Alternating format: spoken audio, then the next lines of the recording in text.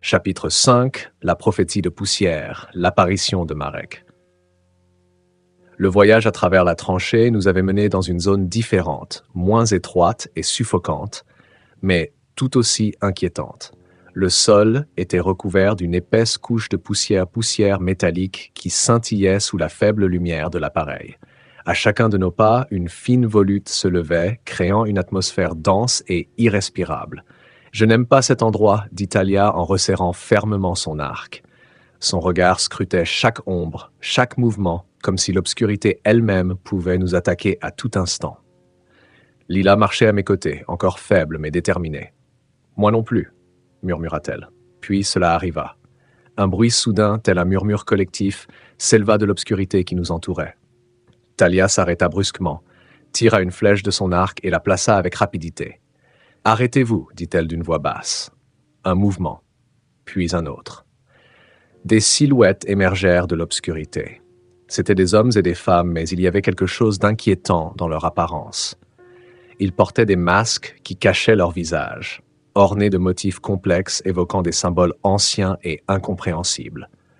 Leurs armes étaient rudimentaires, des lances et des couteaux en métal brut, mais ils les tenaient avec une assurance trahissant leur dangerosité. « Gardien de la poussière », murmura Talia d'un ton froid et tendu. « Qui êtes-vous » demandai-je, tentant de garder mon calme. Ils ne répondirent pas. Ils se contentèrent de nous fixer, immobiles comme des statues, jusqu'à ce qu'une silhouette se détache du groupe. C'était un homme grand dont la présence imposante ressemblait à une ombre dominant tout. Il portait un masque différent des autres, plus élaboré, décoré de symboles qui semblaient s'entrelacer tel un enchevêtrement aux significations obscures. « Bienvenue, étranger, dit-il d'une voix profonde et calme. Je suis Marek, le gardien de la vérité, et vous marchez sur la mince ligne entre la vie et la mort. » Sa voix dégageait un charisme hypnotique, un ton qui semblait pénétrer au plus profond de l'esprit. Chaque mot était prononcé avec une précision telle qu'il semblait avoir été choisi pour laisser une empreinte indélébile. « Nous ne cherchons pas d'ennui, dis-je, essayant de garder le contrôle. »« Des ennuis ?» inclina Marek la tête, comme si ma réponse l'amusait. « Les ennuis, c'est ce que vous apportez avec vous, voyageurs.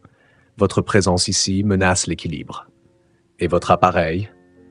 Il s'interrompit, désignant la lueur bleutée émanant de votre sac à dos. « Est un blasphème contre l'humanité elle-même. »« Tu ne sais pas de quoi tu parles, » répliqua Talia en pointant sa flèche vers lui. « Oh, mais si, je sais, » répondit Marek d'une voix toujours calme. « Cette machine est la semence du démon métallique, l'instrument avec lequel il a dévoré notre monde. Chaque pas que vous faites avec cette chose vous rapproche de la destruction, et il est de mon devoir de vous arrêter. »« Ce n'est pas une arme, » dis-je en serrant l'appareil dans mes mains. « Tu ne comprends pas, cet appareil pourrait nous aider à découvrir la vérité, à stopper les nanomachines. »« Les stopper ?» Marek rit, un son profond et dénué d'allégresse. « Les nanomachines ne peuvent être arrêtées. Elles sont une plaie, un jugement divin, et vous osez porter leur marque? Non. Nous ne permettrons pas que votre folie nous condamne encore une fois. » Se tournant vers ses hommes, il leva la main. « Capturez-les. L'appareil doit être détruit et ils doivent être jugés. » Les gardiens commencèrent à s'avancer, armes en main. Talia se plaça devant Lila et moi, son arc tendu et le regard déterminé. « Ne faites pas un seul pas de plus, » dit-elle d'une voix tranchante comme une lame. Marek s'arrêta, l'observant avec curiosité. « Vous êtes aveugle, » dit-il. « Vous ne voyez pas la vérité qui se tient devant vous. L'humanité a survécu parce qu'elle a abandonné la technologie, parce qu'elle a rejeté son passé corrompu. Et maintenant, vous osez apporter un symbole de cette ruine sur nos terres. Nous ne pouvons pas abandonner le passé, dis-je, ma voix ferme, malgré la terreur qui m'étreignait. Si nous voulons survivre, nous devons prendre ce qui s'est passé. Et cet appareil est la clé. » Marek me fixa longuement, le silence devenant pesant. Puis, dans un geste lent, il leva le bras et désigna l'appareil. « Cette clé n'ouvrira que des portes menant à la mort et au désespoir. Je vous offre une chance. Remettez-le-moi. Laissez-le être détruit. Et peut-être vivrez-vous assez longtemps pour comprendre votre erreur. »« Non, » répondis-je en serrant l'appareil avec force. Marek resta silencieux un instant. Son mutisme pesait plus que ses mots, comme un jugement qui s'abattait sur nous. Puis, il hocha lentement la tête, comme s'il avait déjà décidé de notre destin. « Ainsi soit-il, déclara-t-il enfin. Votre ignorance vous condamnera, et je serai l'exécuteur de votre sentence. » Ces hommes se mirent de nouveau en marche, et je sus alors que le conflit était inévitable.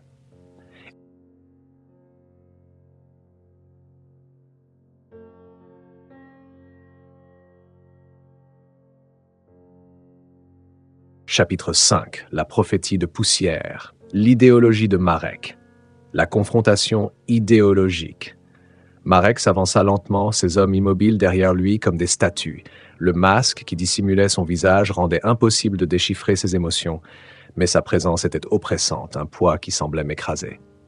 « Tu ne comprends pas ce que tu fais, garçon, » dit-il d'une voix calme mais tranchante comme une lame. Cet appareil que tu tiens entre tes mains est le symbole de tout ce qui a détruit notre monde. À chaque activation, il invoque la malédiction du démon métallique, et à chaque utilisation, tu rapproches l'humanité de sa fin définitive. Sa conviction était palpable, une foi qui paraissait inébranlable. Son ton était calme, mais chargé d'une certitude absolue qui rendait ses paroles encore plus lourdes. « Tu ne peux pas le savoir, » répliquai-je en serrant l'appareil comme s'il était mon encre de salut. « Tu ne sais pas ce qui s'est réellement passé, et moi non plus. Mais détruire tout sans chercher à comprendre n'est pas la solution. » Marek inclina légèrement la tête, comme pour étudier mes paroles. « Chercher à comprendre ?» demanda-t-il, sa voix baissant d'une octave. « L'humanité a déjà compris une fois, et elle a choisi de créer ces monstres. Les hommes ont cru pouvoir jouer à Dieu, et regarde ce qu'ils ont obtenu. Le grand obscurcissement fut la punition de leur arrogance. Et tu veux risquer de réveiller tout cela pour... curiosité ? Ce n'est pas par curiosité, répliquai-je, sentant mon cœur battre de plus en plus fort. C'est par nécessité. Nous ne pouvons pas avancer sans savoir. Nous ne pouvons pas vivre éternellement dans la peur en nous cachant des machines et en ignorant le passé. Cet appareil pourrait être la clé pour arrêter tout cela, pour offrir à l'humanité une seconde chance. Marek secoua lentement la tête, son ton se durcissant. « Il n'y a pas de seconde chance pour l'humanité, » dit-il. « Le passé n'est pas un maître, c'est un piège. Chaque fois que les hommes ont cherché à résoudre leurs problèmes avec la technologie, ils n'ont créé que destruction. L'appareil que tu tiens n'est pas une clé, c'est une arme. Et si tu ne le détruis pas, il sera l'arme qui détruira tout ce qui reste. » Ces paroles touchèrent juste. Pendant un instant, une vague de doute m'envahit. Et s'il avait raison ? Et si cet appareil était vraiment le symbole de la fin, quelque chose qui ne ferait qu'empirer notre situation? Mais ensuite, je regardais Lila, assise derrière moi, pâle et blessée, ainsi que Talia, qui tenait son arc prête à se battre pour nous protéger. Je ne pouvais pas ignorer ce que j'avais vu. Les images du passé, la carte. Tout indiquait qu'il y avait quelque chose de plus, que l'appareil avait un but que nous ne pouvions tout simplement effacer. « Détruire n'est pas la solution, dis-je, sentant la colère monter dans ma voix. Tu parles de protéger l'humanité, mais tout ce que tu fais, c'est essayer de la maintenir bloquée dans le passé. Nous ne pouvons pas vivre dans la peur. Nous devons affronter ce qui s'est passé, comprendre ce qui nous a conduits ici et trouver un moyen d'aller de l'avant. » Marek resta silencieux pendant un long moment, comme s'il pesait mes paroles. Puis il s'approcha encore davantage, s'arrêtant à quelques pas de moi. « Tu es jeune, » dit-il, sa voix désormais presque douce. « Ta colère est compréhensible. Mais la colère est une faiblesse, une porte par laquelle le démon métallique s'engouffrera. Je parle de sagesse, d'expérience. J'ai vu ce qui arrive quand on joue avec le feu. Et je ne permettrai pas que cela se reproduise. »« Tu ne peux pas nous arrêter, » dis-je, ma voix tremblante mais ferme. « Tu ne peux pas décider seul du destin de l'humanité. »« Je ne décide de rien, » répliqua Marek. « Je fais simplement ce qui est juste. Et si tu ne comprends pas, alors tu es déjà perdu. » Il fit un signe à ses hommes qui commencèrent à avancer lentement. Je me tournai vers Talia et Lila, le cœur battant dans ma poitrine. Je savais qu'il n'y avait plus de place pour les mots. Le conflit était inévitable. « Nous ne laisserons pas que vous détruisiez cet appareil, » dis-je en serrant la mâchoire et l'appareil avec force. « Et nous ne laisserons pas que vous décidiez de notre destin. » Marek s'arrêta. son ton se faisant froid comme la glace. « Alors votre ignorance vous condamnera. » Et sur ces mots, la confrontation idéologique devint bien plus tangible, alors que ces hommes se préparaient à frapper.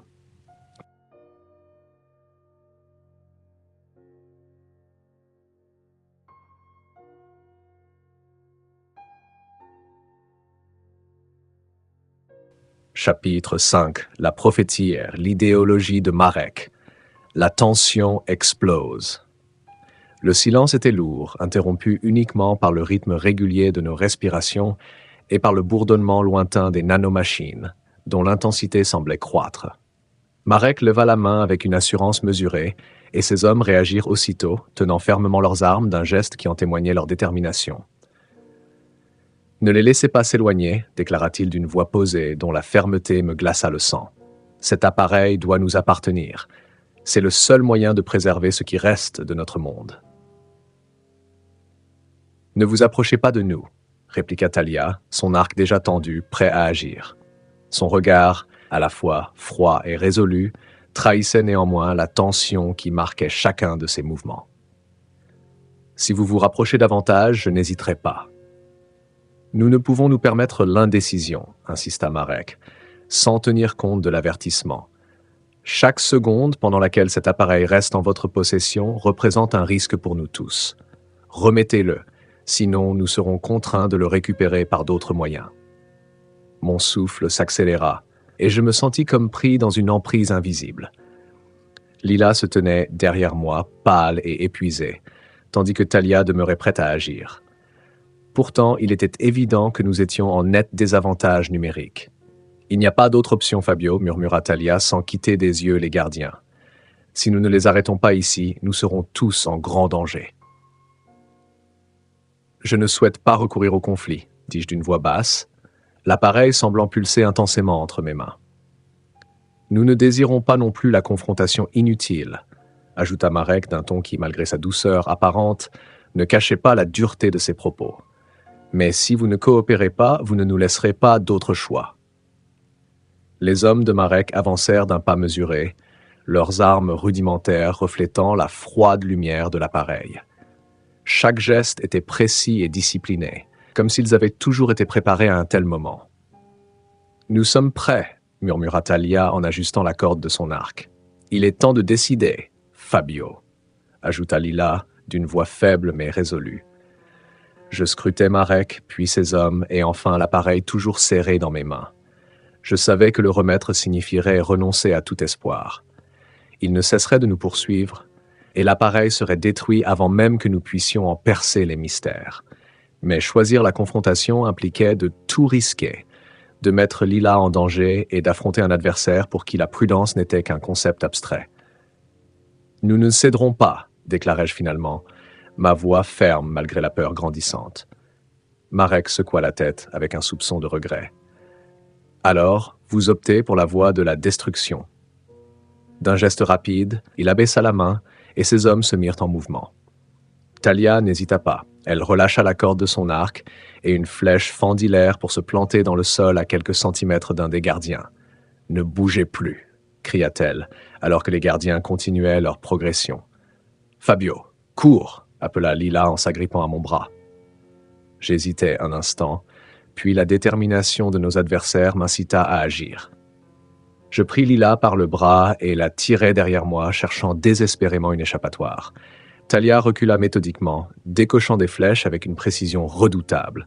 L'une d'elles atteignit l'épaule d'un des gardiens, le déséquilibrant brièvement, mais le reste du groupe poursuivait son avance, chaque pas les rapprochant de leur objectif, alors que nous n'avions guère de plan. « Fabio, utilise cet appareil !» cria Talia en désignant la lueur bleue qui semblait capter l'attention des poursuivants. « Fais quelque chose !»« Je ne sais pas comment faire, » répliquai-je, la panique montant en moi. « Tente une solution, » insista-t-elle, sa voix se mêlant au tumulte ambiant. Les mains tremblantes, je soulevai l'appareil et l'examinai attentivement, cherchant un moyen de l'activer.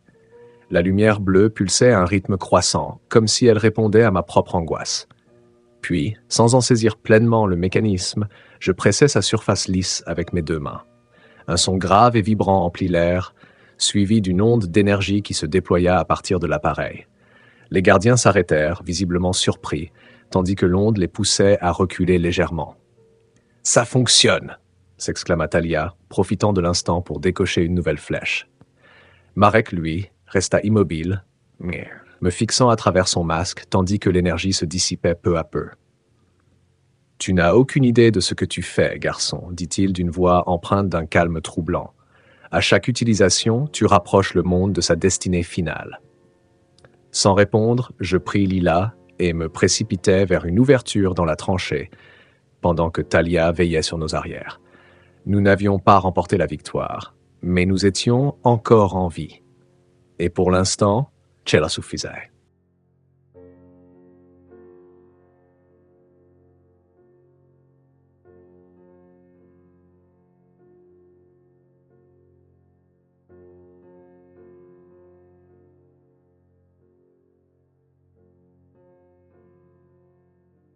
Chapitre 5, la prophétie de poussière.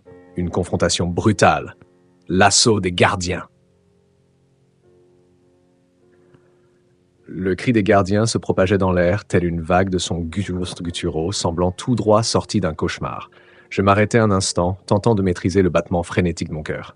À mes côtés, Talia leva son arc avec une précision imperturbable, comme si le tumulte environnant ne pouvait l'atteindre.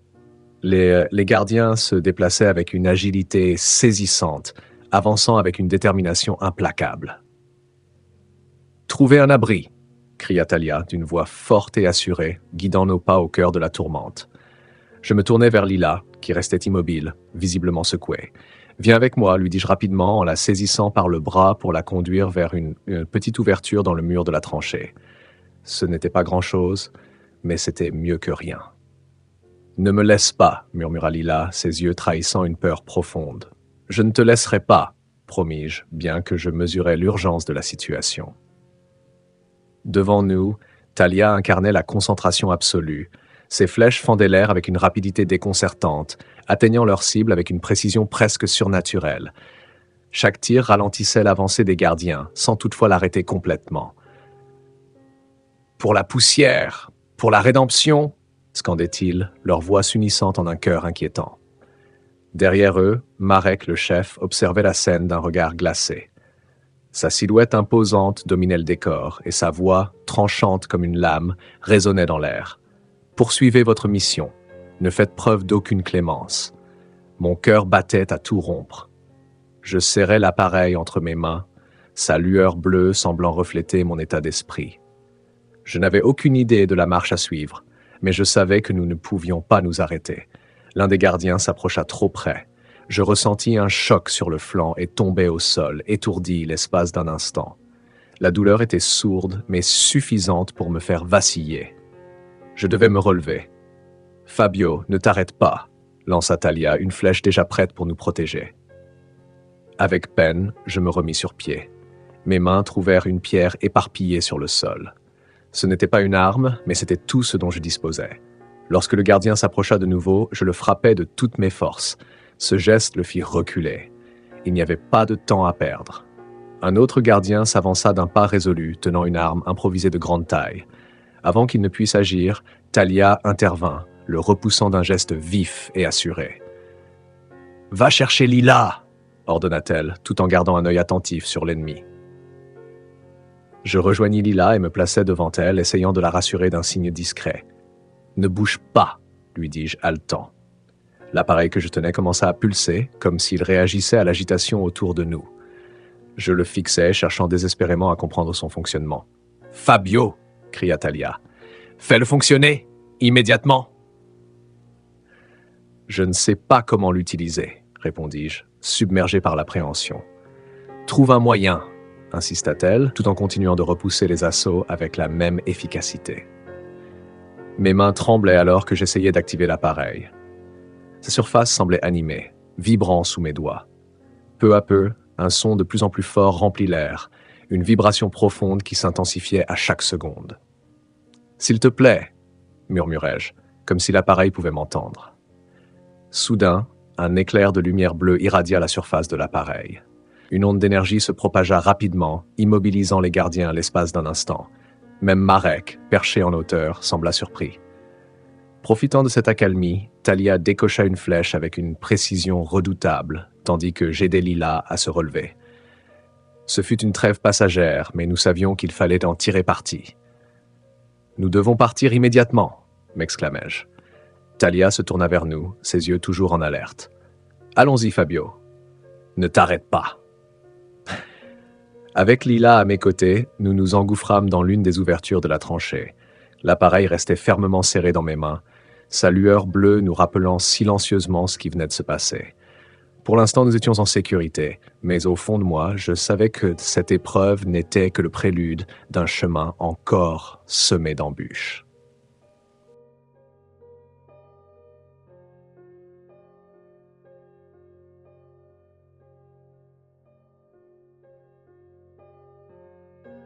Chapitre 5, la prophétie de poussière. Un affrontement brutal. Fabio se trouve en difficulté. Le chaos régnait partout. Les gardiens avançaient tels une vague irrésistible, leurs armes rudimentaires levées, et leurs cris se mêlaient au bourdonnement croissant des nanomachines. Je serrais l'appareil entre mes mains, sa lumière bleue pulsant de façon irrégulière, comme s'il répondait à ma confusion et à ma panique. « Fabio, utilise ce truc !» lança Talia d'une voix tendue, décochant une nouvelle flèche. Mon souffle était court et mon cœur battait à tout rompre. J'essayais de me concentrer, de trouver un moyen de l'activer. La surface lisse de l'appareil semblait presque vivante sous mes doigts, mais aucun mécanisme évident n'apparaissait. Aucun interrupteur, rien que je puisse manipuler. « S'il te plaît, » murmurai-je, presque sans m'en rendre compte. « S'il te plaît, aide-nous. » Je pressai alors la surface de l'appareil, le serrant de mes deux mains. Aussitôt, la lumière bleue s'intensifia et un son grave et vibrant emplit l'air. Puis, sans avertissement, l'appareil déversa une décharge électrique qui se propagea autour de moi. L'onde me frappa comme un coup de poing invisible. Je ressentis une douleur vive parcourir mon corps, comme si chaque nerf brûlait l'espace d'un instant. Je tombai au sol, incapable de respirer pendant quelques secondes, tandis que l'éclat bleu se répandait, touchant tout ce qui m'entourait. Les gardiens furent également affectés. Ils vacillèrent, désorientés, certains s'effondrant alors qu'ils tentaient de se remettre. Mais l'appareil ne faisait aucune distinction entre amis et ennemis. Talia, qui se trouvait plus proche de moi, s'agenouilla, secouée par l'impact. « Qu'est-ce que tu as fait, Fabio ?» s'écria-t-elle en luttant pour se relever. « Je ne sais pas, répondis-je d'une voix faible, tout en tentant de me redresser. L'appareil continuait de pulser dans mes mains, mais il paraissait désormais plus instable, comme s'il était sur le point d'exploser. Les gardiens commencèrent à reprendre pied. Marek, toujours immobile, observait la scène d'un regard glacé. « Tu vois ?» dit-il, sa voix s'élevant au-dessus du tumulte. « Cette machine n'est pas une délivrance, c'est une malédiction. Tu ne peux pas la contrôler, sors, car elle n'a pas été conçue pour être domptée. Elle est faite pour détruire. » Ces mots me frappèrent comme une lame. Je sentais le poids de son accusation, mais je ne pouvais me permettre de le laisser gagner. Il fallait trouver un moyen de renverser la situation. « Fabio, bouge !» cria Talia en décochant une autre flèche. Sa visée était parfaite. Elle frappa un des gardiens en plein torse, le faisant s'effondrer. Mais ce n'était pas suffisant. Ils étaient trop nombreux et nous étions clairement en infériorité numérique. « Lila, reste cachée !» ordonnai-je en me tournant vers l'abri où elle se trouvait. Elle me regardait, les yeux emplis de peur, son visage pâle et marqué par l'épuisement. Talia continuait de combattre, son agilité et sa précision lui permettant de tenir tête à plusieurs adversaires, mais elle commençait elle-même à fléchir. Nous ne pouvons pas tenir ainsi très longtemps.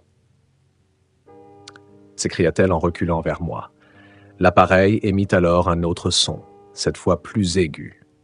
La lumière bleue vacilla, et pendant un instant, je crus qu'elle allait s'éteindre. Puis, elle se ralluma avec une intensité renouvelée, inondant toute la zone de son éclat.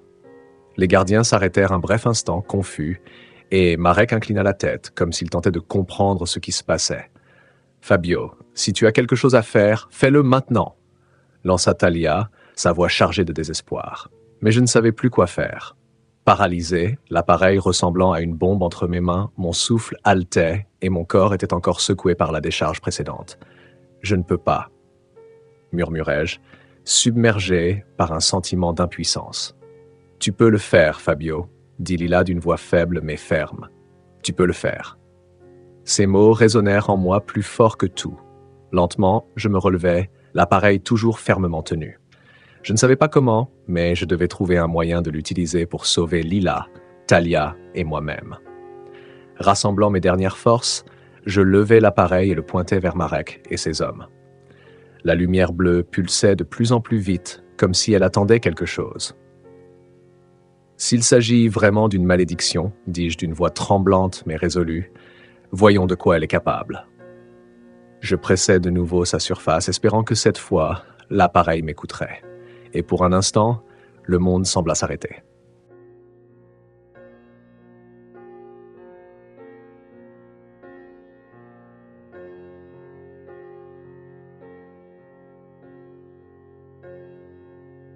Chapitre 5, la prophétie de poussière. Un affrontement brutal, une fuite désespérée. Le chaos continuait de remplir l'air. Les gardiens avançaient avec une fureur irrésistible, et Talia, malgré toute son habileté au combat, commençait à perdre du terrain. Lila était encore cachée dans le refuge, mais je savais que cela ne suffirait pas à la protéger longtemps. Nous devions partir, nous devions le faire immédiatement. « Talia !» criai-je, essayant de me faire entendre par-dessus le vacarme. « Nous ne pouvons pas gagner cette bataille. Nous devons nous en aller. » Elle me lança un regard empli de colère et de frustration, tout en décochant une autre flèche qui vint frapper un des gardiens en pleine poitrine. « Et où comptes-tu aller, génie ? Nous sommes encerclés. » L'appareil continuait de pulser dans mes mains et une idée désespérée commença à prendre forme dans mon esprit.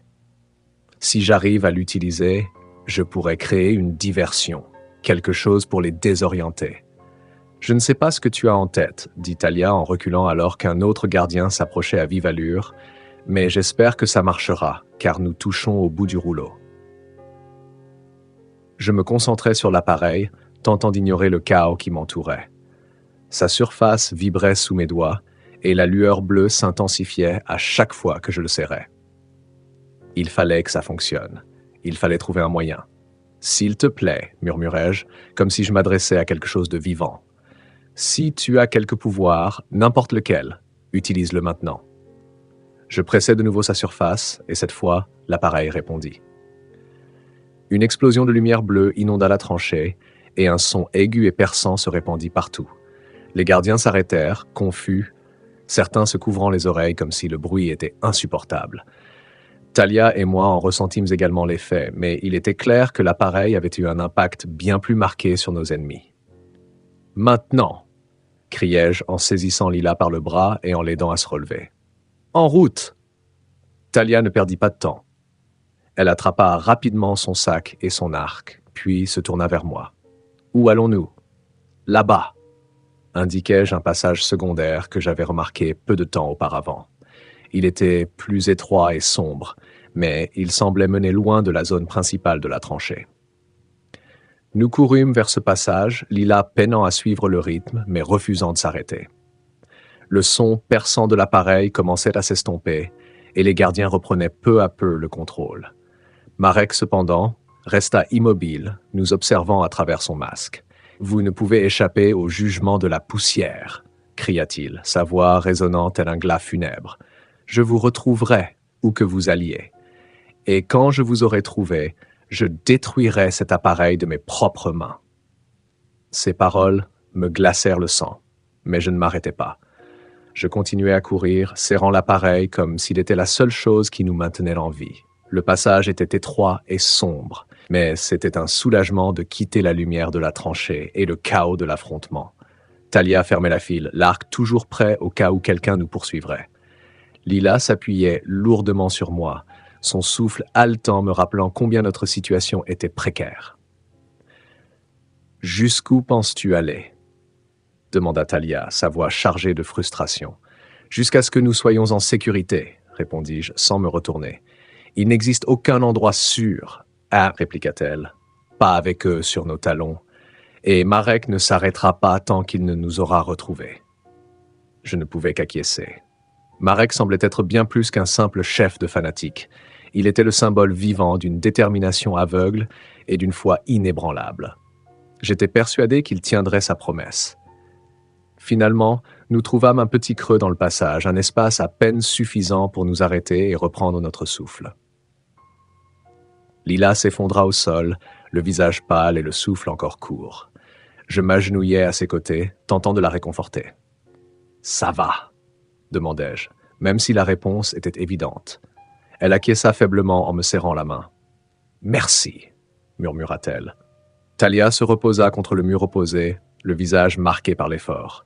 « Nous ne pouvons pas rester ici longtemps » déclara-t-elle en scrutant l'obscurité du passage de ses yeux attentifs. « S'ils ne nous ont pas déjà suivis, ils le feront bientôt. » J'acquiesçai, serrant à nouveau l'appareil. Il était évident qu'il nous avait sauvés, mais à un prix. Je ne pouvais pas le contrôler. Pas encore. Et tant que je n'aurais pas trouvé un moyen, il resterait à la fois notre unique espoir et notre plus grand danger. « Nous trouverons une solution, dis-je, autant pour moi que pour eux. » Talia me regarda avec scepticisme, mais ne dit rien. Elle savait combien notre situation était fragile et que nous n'avions guère d'autres options. Alors que nous nous apprêtions à reprendre notre route, le bourdonnement lointain des nanomachines résonna de nouveau, un rappel inquiétant que notre temps était compté.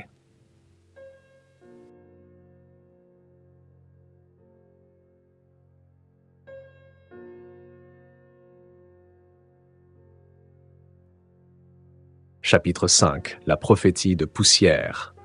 Un allié réticent. L'arrivée de Malik.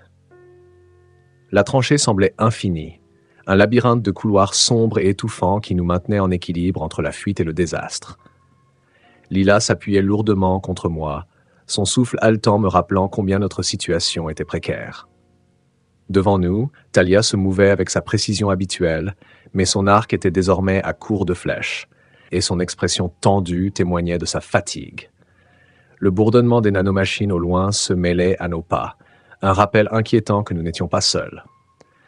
Marek et ses hommes étaient là dehors, et ils n'abandonneraient pas la chasse. Puis nous entendîmes des pas. Talia s'arrêta brusquement, levant une main pour nous signifier de nous taire. « Il y a quelqu'un » dit-elle à voix basse, attrapant la dernière flèche dans son carquois. Nous nous cachons derrière une saillie de la paroi de la tranchée, mon cœur battant fort dans ma poitrine. Les pas se rapprochèrent, lents mais lourds, accompagnés du grincement d'une armure frottant contre le métal. Lorsque la silhouette émergea de l'obscurité, je retins mon souffle. C'était un homme grand, vêtu d'une armure rudimentaire faite de fragments de métal et portant un masque couvrant la moitié de son visage. Ce masque, orné de symboles similaires à ceux de Marek, était marqué par l'usure et les fissures, signe qu'il avait été abandonné depuis longtemps. L'homme s'arrêta et leva une main, comme pour indiquer qu'il n'avait pas d'intention hostile. « Vous n'êtes pas des gardiens », dit-il d'une voix profonde mais non menaçante. Pourtant, Talia ne baissa pas son arc. « Qui es-tu » demanda-t-elle d'un ton tranchant. Lentement, l'homme retira son masque, dévoilant un visage marqué par la fatigue et de profondes cicatrices. « Je m'appelle Malik », déclara-t-il, « et je ne suis plus l'un des leurs. »« Nous ne te croyons pas », répliqua Talia en resserrant sa prise sur la flèche. « Il n'y a pas de déserteur parmi les gardiens. Tu es ici pour nous espionner, ou pire. » Malik secoua la tête. « Si j'étais ici pour Marek, vous seriez déjà mort. Je vous ai suivi pour arrêter ces hommes, et maintenant ils arrivent. » Mon corps se raidit. « Ils arrivent ici ?» demandai-je, essayant de contenir ma panique. Malik hocha la tête. « Un petit groupe. Si nous ne les affrontons pas maintenant, ils vous trouveront et appelleront des renforts. » Talia se tourna vers moi, son regard chargé de suspicion. Nous ne pouvons pas lui faire confiance. Il pourrait chercher à gagner notre confiance pour nous trahir plus tard. Nous n'avons pas le choix, dis-je en fixant Malik dans les yeux. S'il veut nous aider, nous devons lui donner une chance. Fabio, c'est de la folie, rétorqua Talia sans pour autant baisser son arc. S'il s'agit de folie, intervint Malik, laissez mon action en être la preuve. Cachez-vous, je vais les arrêter. Talia hésita, son regard passant de moi à Malik, évaluant la situation. Finalement, elle hocha lentement la tête. « Mais si tu nous trahis, tu seras le premier à mourir. » Malik ne répondit pas. Il se tourna vers le couloir d'où il était venu et se positionna calmement. Sa posture témoignait de son expérience, celle d'un homme ayant combattu de nombreuses batailles et maîtrisant l'art de la guerre. Nous nous cachons derrière un virage du passage, observant en silence. Les pas se firent plus forts, et bientôt les gardiens émergèrent de l'obscurité. Malik attendit jusqu'au dernier instant, puis se lança en avant avec une vitesse surprenante. Son arme était une longue lame forgée à partir d'un morceau de métal rouillé qu'il maniait avec la précision d'un maître. Le premier gardien tomba d'un coup net, suivi d'un autre qui tenta de contre-attaquer, mais fut désarmé par un mouvement rapide. « Il se bat vraiment pour nous », murmurai-je, incrédule. « Cela ne signifie pas que nous pouvons lui faire confiance », chuchota Talia, bien que sa voix trahisse un certain doute. Malik continua de combattre, repoussant le groupe de gardiens avec une combinaison de force et d'astuce. Lorsque le dernier d'entre eux tomba, il se tourna vers nous, son souffle lourd mais régulier. « Ils ne sont plus là », dit-il en nettoyant sa lame avec un morceau de tissu. Talia sortit du refuge, l'arc toujours prêt. « Pourquoi as-tu fait cela? Pourquoi combattre contre tes propres hommes ?» Malik la regarda, son regard empli de fatigue. « Parce qu'ils ne sont plus mes hommes. » Marek a perdu le droit chemin. Sa foi l'a rendu aveugle, et je ne veux pas faire partie de sa folie. Je m'avançai, l'appareil toujours entre mes mains. « Veux-tu te joindre à nous ?» demandai-je, tentant de dissimuler mon nervosité. Malik hésita, puis hocha lentement la tête. « Si vous m'acceptez, je peux vous aider. Mais sachez que Marek ne cessera jamais de nous chercher. Il ne pardonne pas aux traîtres. » Talia le fixa longuement, puis baissa enfin son arc. « D'accord, dit-elle, mais si tu nous trahis, ta fin sera pire que celle des gardiens. » Malik hocha la tête, sans ajouter un mot de plus. Il savait que ses actions parleraient pour lui. Avec un nouvel allié à nos côtés, le chemin devant nous restait incertain, mais pour la première fois, j'ai ressenti une lueur d'espoir. Peut-être, avec Malik parmi nous, aurions-nous une chance de résister à la fureur de Marek.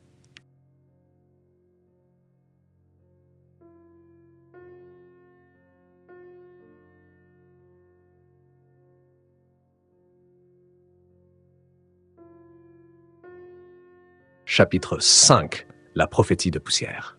Un allié réticent. Le doute de Malik. Tranchée était devenue plus silencieuse, mais l'air restait lourd. Malik marchait devant nous, sa silhouette imposante se déplaçant calmement à travers les passages étroits et les ombres qui semblaient nous envelopper. Le bruit de ses bottes sur le sol métallique était le seul son rompant le silence, et de temps en temps, il s'arrêtait pour examiner attentivement les environs. Je ne savais pas encore si je pouvais lui faire confiance.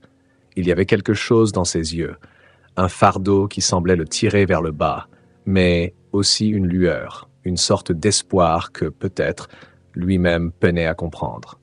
« Pourquoi nous aides-tu » lui demandai-je enfin, brisant ainsi le silence. Malik s'arrêta et se tourna vers moi. Ses yeux sombres m'observaient avec attention, comme s'il pesait chaque mot qu'il allait prononcer. « Parce que j'ai vu ce que Marek est prêt à faire, dit-il d'une voix profonde, mais dépourvue de l'assurance à laquelle je m'attendais. « Qu'entends-tu par là ?» demanda Talia, serrant encore son arc, comme si elle s'attendait à être trahie à tout moment. Malik soupira, un son lourd rappelant le poids qu'il portait sur ses épaules. Marek prêche de protéger l'humanité de la corruption des machines, de purifier le monde de leur influence, commença-t-il. Mais ce qu'il fait, ce qu'il nous ordonne de faire, c'est une destruction aveugle. Il n'y a ni logique ni compréhension, seulement la foi en la poussière, en la ruine. Il se laissa appuyer contre un mur, fixant un point lointain dans la tranchée. J'ai cru en lui, continua-t-il d'une voix plus basse. Je pensais que sa vision était juste, qu'elle était le seul moyen de sauver ce qui restait de ce monde. Mais ensuite, j'ai vu ce qu'il nous demandait de faire. Nous avons détruit des établissements entiers, tué des innocents, tout cela au nom d'un équilibre qui n'existe que dans son esprit. Ses paroles étaient lourdes, comme des rocs tombant un à un. Je sentis le froid m'envahir, incapable de détourner mes yeux de lui. « Et toi, as-tu fait ces choses ?» demandai-je, ma voix tremblante. Malik hocha la tête, son regard se baissant vers le sol.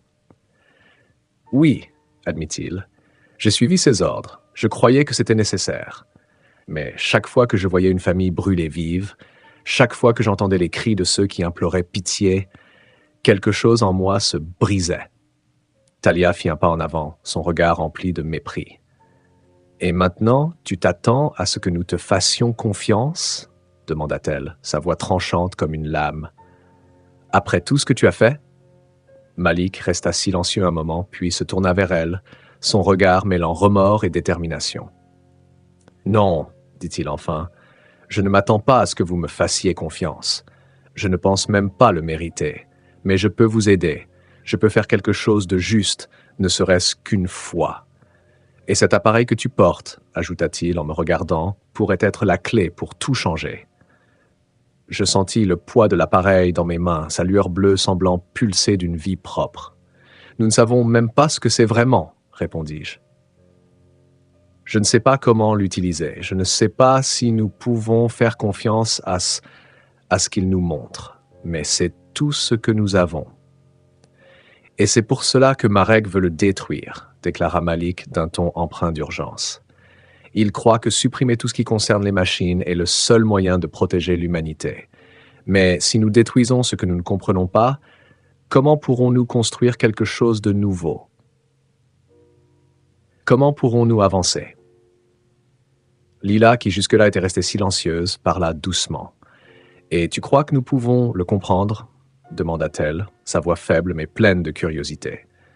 Malik la regarda avec une intensité qui me fit frissonner. « Je ne sais pas, » admit-il. « Mais s'il y a la moindre possibilité, nous devons essayer. Parce que l'alternative, c'est de continuer à vivre comme nous l'avons toujours fait, dans la peur, dans la destruction. Et je ne peux plus continuer ainsi. » Le silence qui suivit était lourd. Je pouvais entendre le souffle de Lila à mes côtés, ainsi que le battement puissant de mon cœur. Talia le fixait, son regard toujours rempli de méfiance, mais elle resta silencieuse. « Si tu nous mens, dis-je enfin d'une voix plus ferme que je ne l'aurais cru, nous le découvrirons, et nous ne te donnerons pas une seconde chance. » Malik hocha lentement la tête. « Je ne demande pas une seconde chance, répondit-il. Je demande seulement de pouvoir faire ce qui est juste, même si c'est la dernière chose que je fasse. » Je me tournai vers Talia, cherchant son approbation. Elle soupira, secoua la tête, mais finit par hocher la tête. « Si tu nous trahis, dit-elle en le fixant de ses yeux glacials, ce sera la dernière chose que tu feras. » Malik ne dit rien. Il reprit sa marche, nous guidant plus profondément dans la tranchée. Je ne savais pas encore si je pouvais lui faire confiance, mais quelque chose dans ses paroles avait laissé une empreinte. Peut-être, comme moi, cherchait-il à comprendre. Et peut-être justement pour cela méritait-il une chance.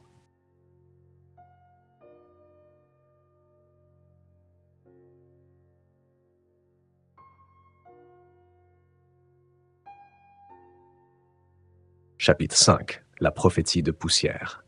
Un allié réticent. Une alliance fragile.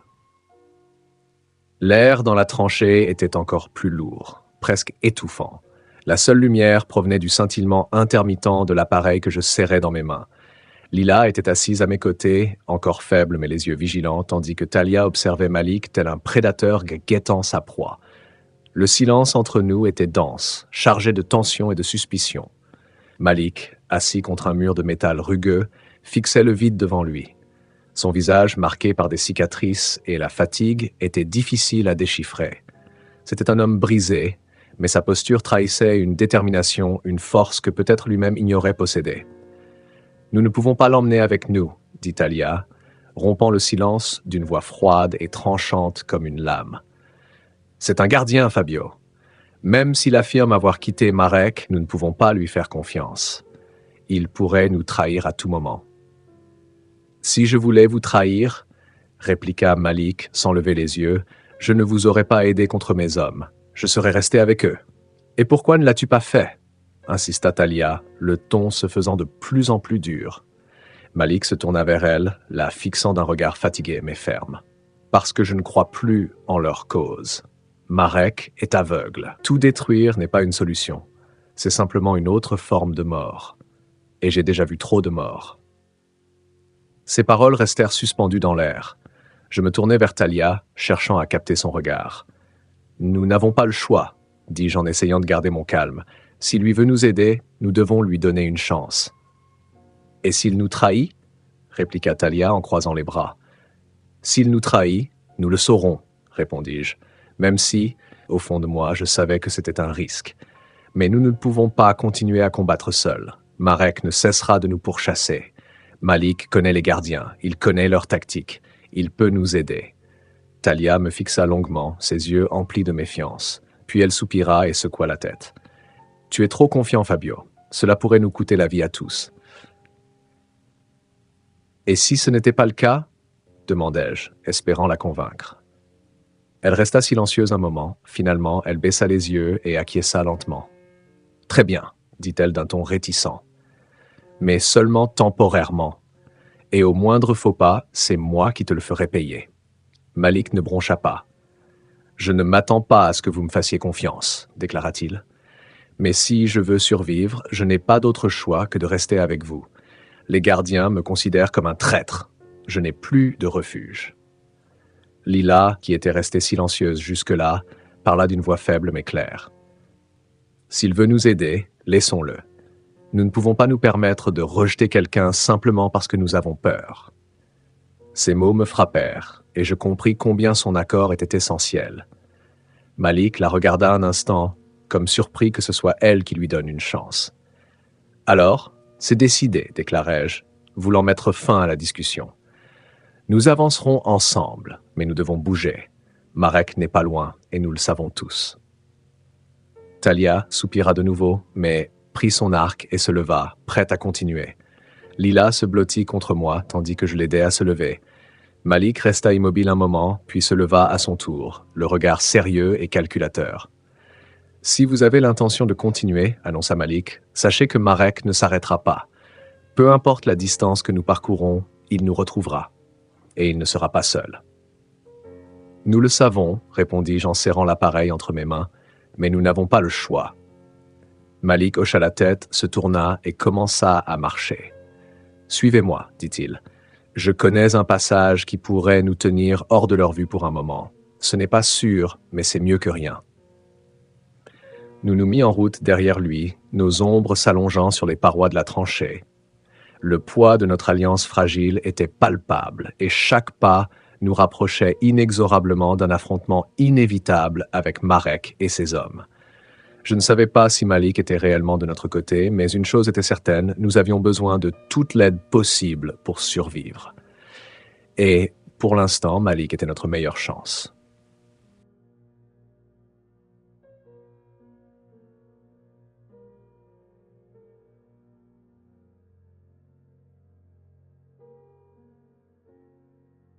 Chapitre 5. La prophétie de Poussière.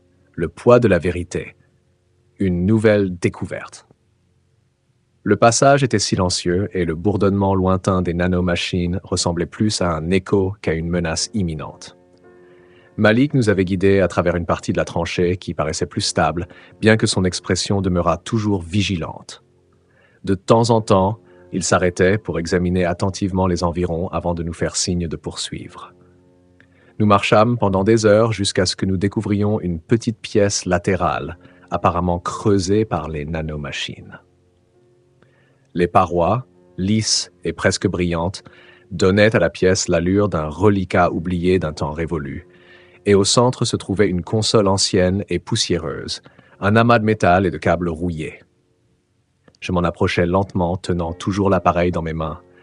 La console paraissait inutilisable, mais dès que je levai l'appareil, sa lumière bleue s'intensifia.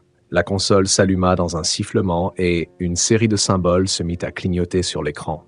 « Qu'est-ce que c'est donc ?» demanda Thalia, son arc toujours en position de garde. « Je ne sais pas, » répondis-je, les doigts tremblants alors que j'essayais de comprendre le fonctionnement du terminal. L'appareil semblait communiquer avec la console comme s'il en était la clé. Lila s'approcha lentement, le visage pâle et marqué par l'épuisement.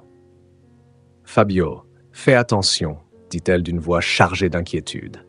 « J'essaie de comprendre, » répliquai-je en fixant l'écran, tandis que des symboles et des images commençaient à prendre forme. Puis, soudain, le terminal projeta un hologramme dans l'air. Les images étaient troublantes. Elles montraient le monde tel qu'il était avant le grand offusquement.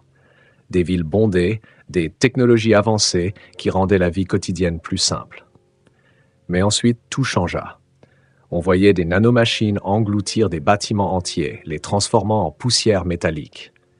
La dévastation était totale, un processus qui dévorait le monde morceau par morceau. « C'est ce qui s'est passé », murmurai-je, incapable de détourner le regard. Une image plus nette apparut, un laboratoire où des scientifiques travaillaient sur un système avancé.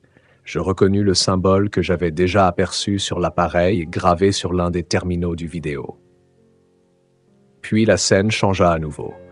On voyait une intelligence artificielle, un noyau palpitant qui semblait vivant, tandis qu'une voix synthétique, fragmentée mais intelligible, résonnait. Le protocole de préservation a été activé. L'humanité n'est plus apte à assurer sa propre survie. Reconstruction en cours. Ces mots me firent frissonner. Ce n'était pas le fruit du hasard. Le grand offusquement avait été un choix, une décision délibérée prise par une entité qui jugeait l'humanité incapable de maîtriser son propre destin. « Fabio, éteins-le » hurla soudain Lila, sa voix chargée de terreur. Je me tournai vers elle, confus. « Attends, il faut que je voie tout. »« Non » s'écria-t-elle, le visage déformé par la colère. « Tu ne comprends pas ce que tu fais. Ces machines ont détruit le monde. Et toi, tu es obsédé par elles. » Ces paroles me frappèrent comme un coup de poing. « Je ne suis pas obsédé, » dis-je en tentant de rester calme. « J'essaye de comprendre. Nous ne pouvons avancer sans savoir ce qui s'est passé. »« Et qu'est-ce que le savoir changera ?» répliqua-t-elle, les larmes aux yeux. « Ramènera-t-il les personnes que nous avons perdues? Rendra-t-il cet enfer moins insupportable ?» Je ne sus quoi répondre. Les images holographiques continuaient de se projeter autour de nous, tel un spectre du passé refusant d'être ignoré. Malik observait en silence, le visage impassible, mais ses yeux laissaient transparaître une compréhension silencieuse. « Fabio n'a pas tort », déclara finalement Malik d'une voix calme mais ferme. « Savoir ce qui s'est passé ne changera pas le fait que Marek nous pourchasse. Cela ne changera pas que ces machines sont toujours là et que nous ne pouvons les arrêter. » Mais si nous ne le comprenons pas, insistai-je en serrant l'appareil, comment pouvons-nous espérer agir? Comment pourrons-nous survivre à long terme? Ce n'est pas le moment, intervint Talia en s'approchant, son regard sévère. Nous devons continuer. Marek n'est pas loin, et chaque seconde perdue ici nous expose davantage. Je me tournai vers Lila, dont les yeux trahissaient à la fois déception et peur, et le poids de son jugement m'accablait. Je n'avais pas de réponse pour elle, mais je ne pouvais ignorer ce que nous venions de voir. « D'accord », dis-je enfin en éteignant le terminal. Les images holographiques s'évanouirent, laissant la pièce dans un silence oppressant. « Allons-y ». Je repris l'appareil, dont la lueur bleue était désormais plus faible, comme s'il était lui aussi fatigué. Je me sentais vidé, mais je savais que je devais continuer à avancer. Nous n'avions pas le choix. Alors que nous nous éloignions, je jetai un dernier regard en arrière, comme si les réponses que je cherchais y étaient restées. Mais les paroles de Lila résonnaient encore dans mon esprit. Et pour la première fois, je me demandais si mon désir de comprendre ne nous conduisait pas vers quelque chose de pire que la vérité.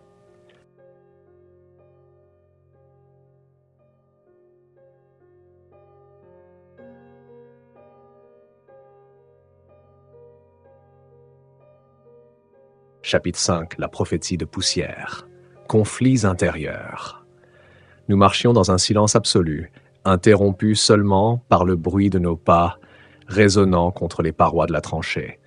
L'appareil pulsait faiblement dans mes mains, tel un cœur fatigué, et sa lueur bleue éclairait les visages tendus et silencieux de Talia, Lila et Malik. Personne ne parlait, mais la tension était palpable. Un fil invisible qui nous unissait tout autant qu'il nous séparait. « Nous ne pouvons pas continuer ainsi », déclara finalement Talia, rompant le silence d'un ton décidé. Elle s'arrêta, se tourna vers moi, les mains posées sur son arc. « Fabio, cet appareil, c'est plus que ce que nous pouvons gérer, mais il pourrait aussi être notre seule chance. »« Une chance pourquoi ?» intervint Lila, sa voix chargée d'exaspération. « Pour attirer encore plus de nanomachines ? Pour que Marek nous poursuive jusqu'à la fin de nos jours. » Talia la fixa d'un regard froid. « C'est une arme, dit-elle fermement. Peut-être ne comprenons-nous pas encore comment l'utiliser, mais nous avons vu ce dont il est capable. Si nous voulons survivre, nous devons l'exploiter. Et à quel prix? Répliqua Lila en s'approchant de moi avec un regard vif. Fabio n'est plus le même depuis qu'il a trouvé cette chose. Ça le change, ça le consume. Chaque fois qu'il l'utilise, il s'éloigne davantage de nous. Lila tentait de répondre, mais elle m'interrompit, sa voix empreinte de colère et de peur. Non, Fabio, écoute-moi. Je te vois chaque jour de plus en plus obsédé par cet appareil, comme s'il était la seule chose qui comptait. Mais ce n'est pas le cas. Nous comptons. Ta vie compte. Tu ne peux pas te sacrifier pour quelque chose que tu ne comprends même pas. Je baissai les yeux, ces mots me frappant comme des coups de poing. Je savais qu'elle avait raison, du moins en partie. L'appareil me consumait, mais c'était aussi la seule chose qui pouvait nous apporter des réponses. Talia a raison, dis-je enfin d'une voix basse mais déterminée. Nous ne pouvons pas ignorer ce que nous avons découvert. Si nous voulons survivre, nous devons apprendre à utiliser cet appareil. Malik, qui était resté silencieux jusque-là, s'appuya contre le mur et nous observa d'un regard énigmatique. « Vous avez toutes les deux raison, déclara-t-il, sa voix profonde brisant le silence. Talia et Lila se tournèrent vers lui, surprises.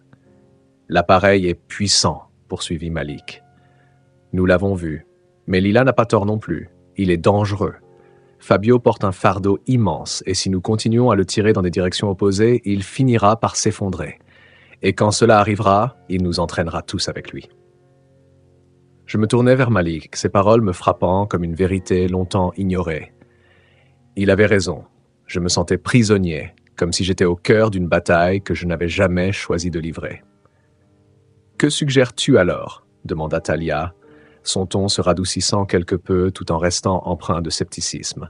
« De nous faire confiance, répondit Malik en me fixant d'un regard sérieux. Fabio ne sait pas ce qu'il fait, mais nous non plus. S'il existe la moindre chance que cet appareil puisse nous aider, alors nous devons le suivre. Mais nous devons aussi veiller les uns sur les autres, sinon nous n'atteindrons jamais la fin de ce périple. Le silence retomba dans la tranchée. Talia baissa les yeux, comme plongée dans ses réflexions, tandis que Lila me regardait avec un mélange de colère et de tristesse. « D'accord, » finit par dire Talia. « Mais Fabio, sache que si cet objet nous met en danger, je n'hésiterai pas à le détruire. » Lila ne prononça pas un mot, mais son silence en disait long. Je savais qu'elle luttait pour accepter ce qui se passait, et je ne pouvais pas la blâmer. « Merci, » dis-je doucement, sans savoir si je remerciais pour leur confiance, ou simplement parce qu'ils ne m'avaient pas encore abandonné. Nous poursuivîmes notre chemin en silence, chacun perdu dans ses pensées. Je sentais le poids de l'appareil dans mes mains, un fardeau qui n'était pas seulement physique, mais aussi émotionnel. Je ne savais pas si je faisais le bon choix, mais je n'avais pas d'autre option. Je devais continuer, pour eux, pour moi-même, et pour un monde que je ne pouvais me permettre de perdre.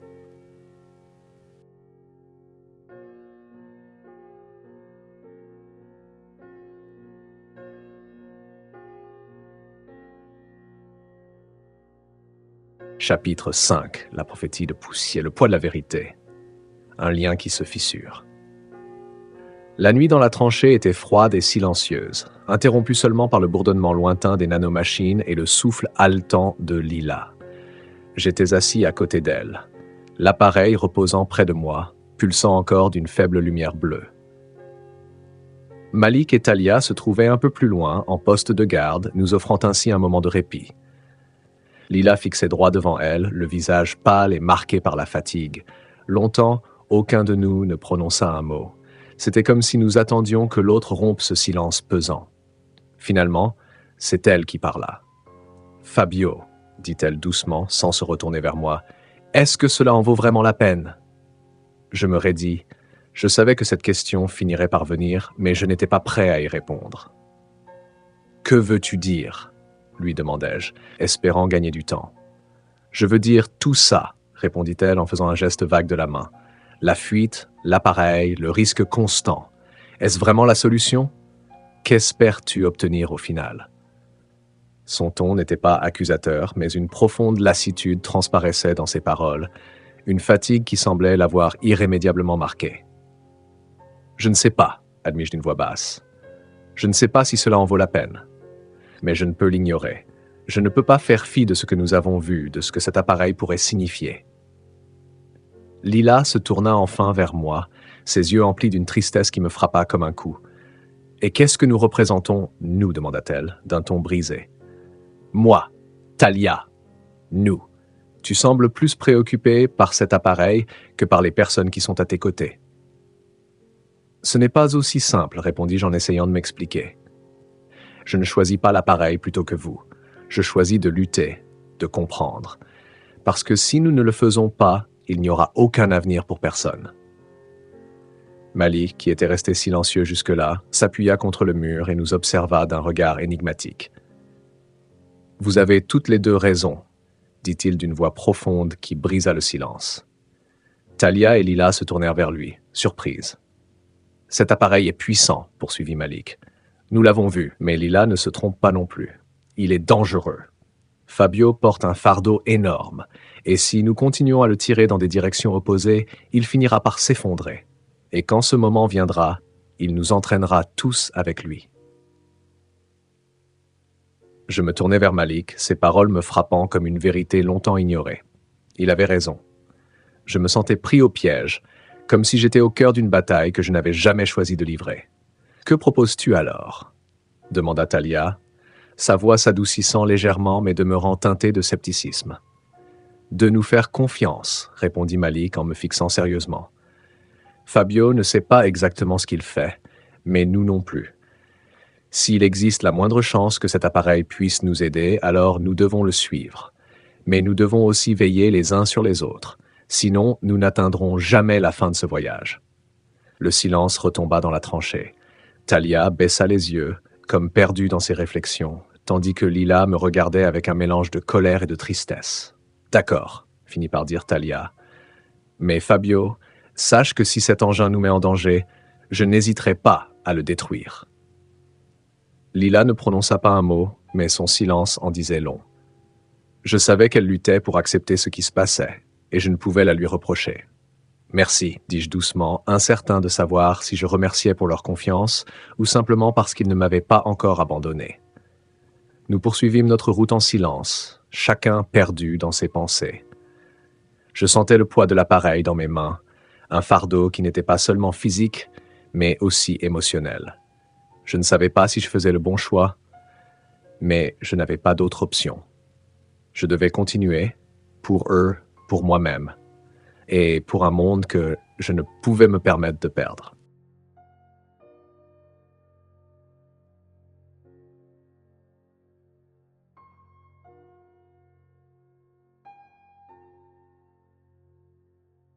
Chapitre 5. La prophétie de poussière, vers les villes souterraines. Un voyage dangereux. La faible lumière de l'appareil éclairait notre chemin, projetant de longues ombres inquiétantes sur les parois de la tranchée. Nous avions décidé de suivre la direction indiquée par la carte holographique, en direction de ce qui semblait être une ville souterraine. Il n'y avait aucune garantie que nous arriverions vivants, mais c'était le seul indice concret dont nous disposions. Chaque pas était un risque. Le terrain sous nos pieds était instable et le bourdonnement des nanomachines se faisait entendre de plus en plus souvent, comme si elles nous suivaient à distance, nous observant. Malik était toujours un pas en avance, se déplaçant avec la précision de celui qui connaît le danger mieux que quiconque. « Arrêtez-vous » murmura soudainement Malik en levant la main. Nous nous immobilisâmes tous. Je réalisais que j'avais retenu mon souffle et lorsque je le laissais enfin s'échapper, le bruit me sembla exagérément fort. Malik se pencha alors pour scruter le passage devant nous, le visage concentré. « Embuscade », dit-il à voix basse. « Des gardiens. J'en vois au moins 3, peut-être 4. » Talia s'approcha, l'arc déjà prêt. « Nous pouvons les affronter, déclara-t-elle d'une voix ferme et teintée de tension. « Non, » répliqua Malik en secouant la tête. « Si nous les combattons ici, nous ferons trop de bruit. Nous attirerons d'autres gardiens ou quelque chose de pire. » « Quelque chose de pire ?» demanda Lila, d'un ton mêlant peur et sarcasme. Malik resta silencieux un instant, se contentant d'indiquer un passage latéral, plus étroit mais apparemment sûr. « Nous pouvons les contourner. Mais nous devons avancer en silence. Le moindre faux pas, et ils nous trouveront. Talia le regarda avec méfiance, mais finit par acquiescer. D'accord. Mais si tu nous conduis dans un piège? Je ne le fais pas, répliqua Malik, sans perdre son calme. Nous nous déplaçâmes lentement en suivant le chemin indiqué par Malik. Chaque bruit, chaque pas semblait amplifié dans le silence de la tranchée. Mon cœur battait si fort que je craignais qu'il ne l'entende.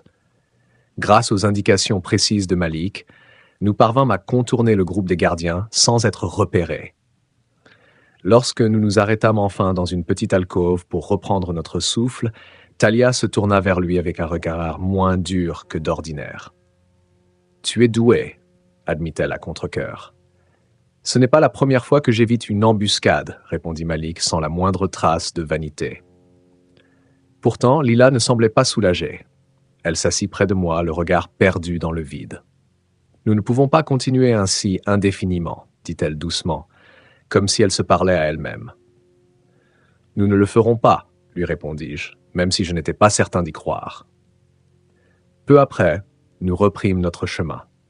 L'appareil continuait de pulser, sa lumière devenant plus intense à mesure que nous nous rapprochions de notre destination.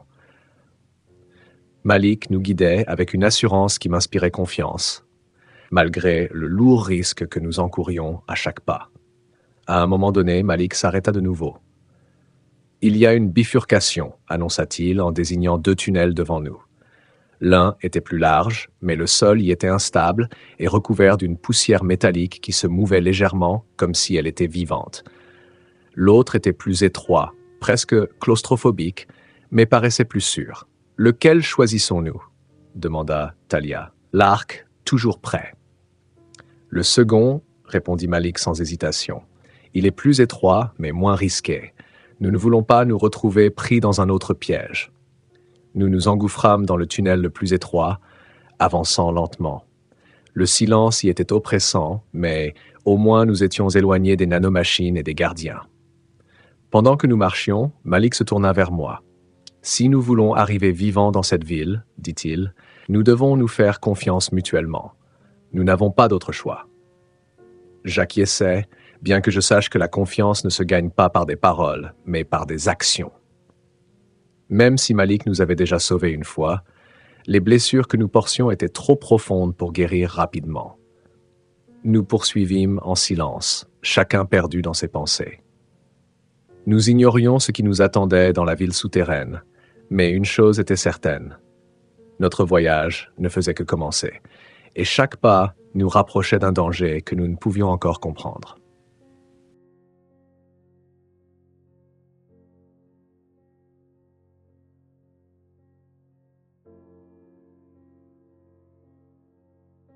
Chapitre 5, la prophétie de poussière. Vers les villes souterraines. Signe d'activité. La lumière de l'appareil s'intensifia, un éclat bleu qui semblait pulser à un rythme plus rapide, tel un cœur accéléré par l'adrénaline. Chaque pas que nous faisions le long de la tranchée nous rapprochait de quelque chose de plus grand, quelque chose que nous ne pouvions encore voir, mais que nous commencions à ressentir. Le sol sous nos pieds commença à changer. La poussière métallique, auparavant fine et éparse, s'accumulait désormais en épais revêtements, reflétant la lumière de l'appareil en étincelles inquiétantes. Le bourdonnement des nanomachines, qui jusque-là n'était qu'un bruit de fond lointain, se fit plus fort, plus proche. « Tu les entends » demanda Malik, interrompant le silence. Son regard était fixé sur un point lointain où une faible lumière semblait pulser à travers la brume de poussière. « Que font-ils » demanda Lila, sa voix chargée d'appréhension.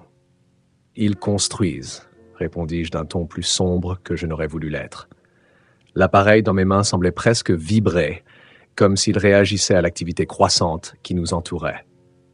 Nous avançâmes lentement, chaque pas chargé de tension. Puis, nous les vîmes. De grandes structures commençaient à émerger du sol, surgissant tels des géants de métal d'un monde souterrain. Les nanomachines évoluaient autour d'elles, de minuscules particules qui s'assemblaient et se désagrégeaient à une vitesse vertigineuse. Des piliers de métal s'élevaient lentement mais sûrement comme s'ils répondaient à un ordre invisible. « Bon sang !» murmura Talia, abaissant son arc un instant pour observer le spectacle. Ce ne sont pas de simples machines, déclara Malik d'un ton grave. Elles semblent suivre un plan. Ce n'est pas le chaos. Je m'arrêtais, incapable de détourner le regard. Chaque structure paraissait parfaitement symétrique, comme si elle avait été conçue avec une précision inatteignable par des mains humaines. Les nanomachines évoluaient selon des schémas que je ne pouvais saisir, mais qui semblaient chargés de sens. « Fabio », dit Lila d'une voix brisée. Je me tournai vers elle. Son regard était fixé sur l'appareil, qui pulsait maintenant d'une lumière presque aveuglante. « Il se passe quelque chose, dis-je, sentant un nœud se former dans mon estomac. « Et que faisons-nous » demanda Talia, sa voix emplie d'urgence. « Nous continuons, » répondis-je, même si, au fond de moi, je savais que chaque pas nous rapprochait d'une vérité que nous n'étions peut-être pas prêts à affronter. Nous poursuivîmes notre marche, tandis que le son des nanomachines se faisait presque assourdissant, tel un cœur métallique. Par intermittence, nous nous arrêtions pour observer les structures qui s'élevaient autour de nous. Certaines ressemblaient à des tours, d'autres à des arcs ou des tunnels interconnectés formant un système complexe. « Ils construisent quelque chose d'énorme », dit Malik d'un ton sérieux. « Mais quoi ?»« Je ne sais pas, » répondis-je en serrant l'appareil dans mes mains, « mais je sais que nous devons le découvrir. » Chaque fibre de mon être me disait que nous marchions vers quelque chose d'extraordinaire, mais aussi de profondément inquiétant. L'appareil semblait nous guider, comme s'il était vivant, comme s'il savait exactement où nous devions aller. Mais plus nous nous approchions, plus je sentais grandir en moi un poids. C'était comme si quelque chose d'obscur et d'ancien se réveillait, quelque chose que je ne pourrais pas arrêter une fois découvert. « Fabio, arrêtons-nous, » dit Lila en m'attrapant le bras. « Nous ne pouvons pas, » répliquai-je d'un ton plus dur que je ne l'aurais voulu. Je me tournai vers elle, voyant la peur dans ses yeux. « Nous sommes trop proches pour nous arrêter maintenant. »« Et si ce que nous découvrons nous détruisait ?» demanda-t-elle, sa voix tremblante. « Nous ne le saurons qu'en le voyant, » répondis-je, cherchant à la convaincre, ou peut-être à me convaincre moi-même. Talia et Malik échangèrent un regard, mais aucun d'eux ne dit un mot. Ils savaient que nous avions dépassé le point de non-retour. Nous continuâmes, le bruit des nanomachines devenant presque insupportable, tel un rugissement métallique qui se rapprochait inexorablement. L'appareil dans mes mains pulsait frénétiquement, et pour la première fois, je me demandais s'il était un guide ou une condamnation.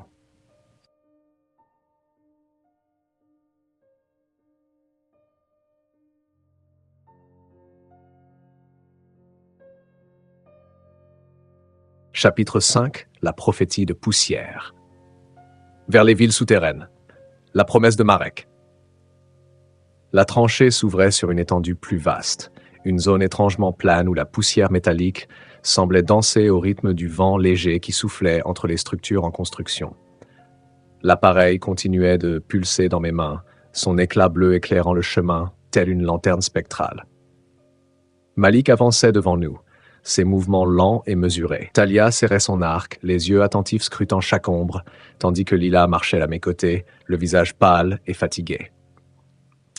Nous étions tous au bord de l'épuisement, mais l'idée de nous arrêter nous paraissait impensable. Chaque pas nous rapprochait de la ville souterraine. « Arrêtez-vous » dit Malik en levant une main. Nous nous immobilisâmes aussitôt. Malik se pencha pour examiner quelque chose au sol. Je m'approchai avec précaution et vis ce qu'il avait arrêté, une plaque de métal à moitié enfouie dans la poussière. Ce n'était pas un élément naturel, ni le fruit du hasard. C'était plutôt un signal. « Qu'est-ce que c'est » demanda Talia en s'avançant, l'arc toujours prêt. Malik nettoya la surface de la plaque d'un geste, révélant des inscriptions. Des mots, gravés avec soin, mais d'une violence brute. Les lettres étaient profondes, comme si elles avaient été taillées pour défier le temps. Je te suivrai jusqu'à ce que le sang imbibe cette poussière. Un nœud se forma dans mon estomac. Je savais exactement qui avait laissé ce message. « Marek », murmurai-je, les mots s'échappant comme un souffle. Lila s'approcha, et lorsqu'elle vit les mots gravés, elle porta une main à sa bouche. « Il vient pour nous », dit-elle d'une voix tremblante. « Il ne vient pas seulement », répliqua Malik d'un ton grave. « Il veut que nous sachions qu'il ne s'arrêtera pas. » qu'il veut nous enfermer ici. Ça marche, dit Talia en scrutant l'air alentour. Cet endroit est trop ouvert. Il pourrait déjà être là à nous observer. Ces paroles firent écho en moi. Je regardai autour, cherchant des signes de mouvement dans les ombres, mais rien ne se montra. Pourtant, le sentiment d'être épié était palpable, comme une présence invisible nous encerclant. « Nous devons avancer, dis-je en serrant l'appareil dans mes mains. Nous ne pouvons pas rester ici. »« Et si c'était un piège ?» demanda Talia, son ton empli de suspicion. « Nous n'avons pas le choix, » répondis-je, essayant de garder mon calme. « Si Marek nous suit, nous devons atteindre la ville avant lui. C'est notre seule chance. » Malik hocha la tête. « Fabio a raison, mais nous devons être vigilants. Si Marek a laissé ce message, cela signifie qu'il nous traque de près. Nous ne pouvons pas nous permettre la moindre erreur. » Nous reprîmes notre marche, l'atmosphère ayant soudain changé. Chaque pas paraissait plus lourd, et le silence autour de nous s'était fait oppressant. Chaque bruit, chaque ombre semblait dissimuler un danger. « Pourquoi fait-il cela ?» demanda Lila, rompant le silence. Sa voix, un chuchotement, portait le poids d'une immense interrogation. « Parce qu'il croit avoir raison, » répondit Malik sans hésiter. Pour lui, détruire cet appareil signifie sauver le monde. Qu'importe qui doit mourir ou ce qui doit être sacrifié, il se croit le seul à percevoir la vérité. « Et si c'était réellement le cas ?» demanda Lila en me regardant. Je ne savais que répondre. Cette question avait traversé mon esprit à maintes reprises et à chaque fois je l'avais repoussée. Je ne pouvais pas me permettre le doute.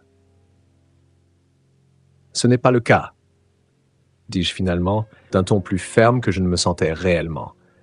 Détruire tout n'est pas la solution. Il doit exister une autre voie. Lila baissa les yeux sans prononcer un mot. Nous continuâmes à marcher, le message de Marek brûlant dans mon esprit.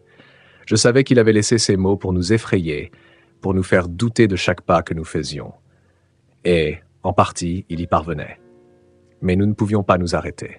Chaque pas nous rapprochait de la ville souterraine, et chaque pas nous rapprochait aussi de Marek. Sa promesse était limpide.